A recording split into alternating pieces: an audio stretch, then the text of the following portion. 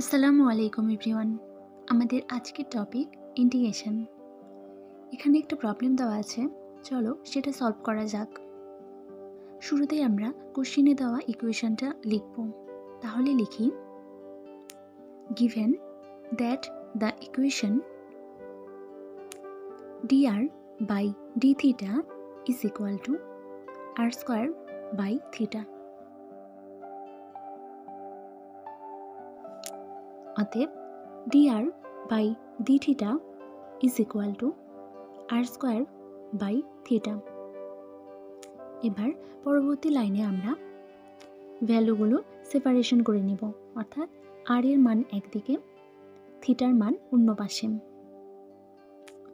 তাহলে লিখি 1 by r square dr is equal to 1 by theta d theta.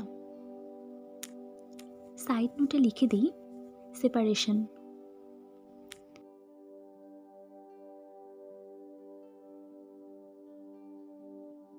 এবার উভয় দিকে ইন্টিগ্রেশন করব। তাহলে লিখি integration r inverse two dr। এখানে 1 বাই আর স্কোয়ারকে লবে লিখলে r inverse two is equal to integration 1 by theta d theta. R inverse two এর ইন্টিগ্রেশন করলে আসে r minus two plus 1 by minus two plus 1 is equal to 1 by theta d থিটার integration করলে আসে ln theta plus constant C. Side নোটে লিখে দিই integration করে আমরা এই ভ্যালুটা পেয়েছি।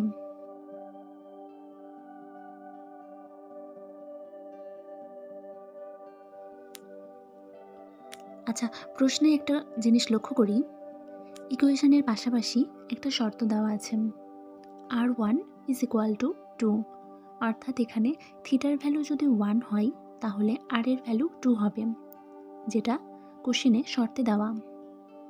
এখানে ক্যালকুলেশন করে পরের লাইন আসে r inverse 1 by minus 1 is equal to ln theta plus C.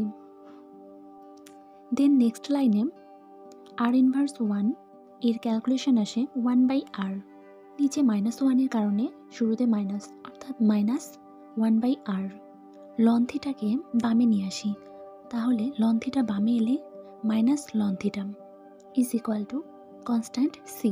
ধরে নিই এটা ইকুয়েশন 1। এবার কোশ্চেনে দেওয়া সেই শর্তটা লিখি, we are given that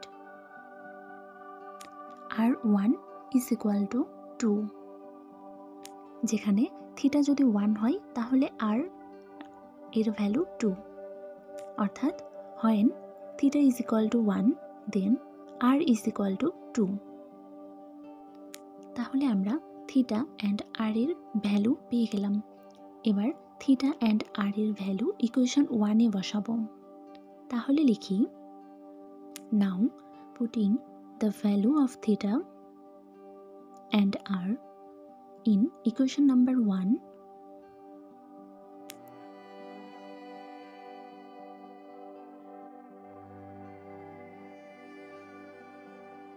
we have minus 1 by 2 কারণ r এর ভ্যালু 2 মাইনাস লন 1 কারণ থিটার মান 1 is equal to constant C.